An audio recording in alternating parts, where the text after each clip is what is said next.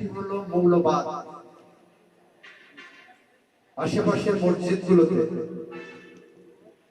বেহেশতের ticket বিক্রি করার জন্য ইমাম নিয়োগ দেওয়া হচ্ছে। আমি অনুরোধ করব আপনাদেরকে,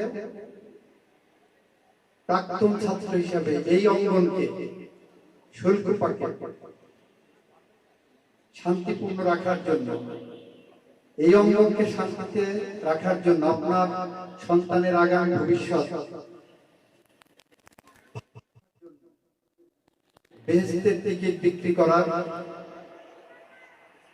যে উদ্যোগ জায়গা দ্বারা নিয়েছেন, সেই জায়গাটা আপনারা জনসচেতনতা বৃদ্ধি করে একটি বাসযোগ্য আবাস ভূমি হিসাবে গড়ে তোলায় আপনারা ভূমিকা রাখবেন। আমি আপনাদের সাথে থাকবো, পাশে থাকবো। আমার দল করার কারো দরকার নাই। আপনাদেরকে আমি বলছি না যে আপনি আমার দল করেন, আমি বলছি আমার পাশে থাকেন। মাদক নির্মূলে এবং মৌলবাদ,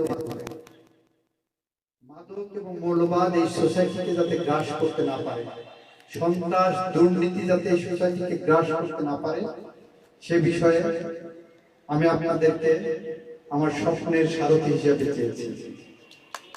আশা করি সেই স্বপ্নের পথে আপনারা আমাকে সহযোগিতা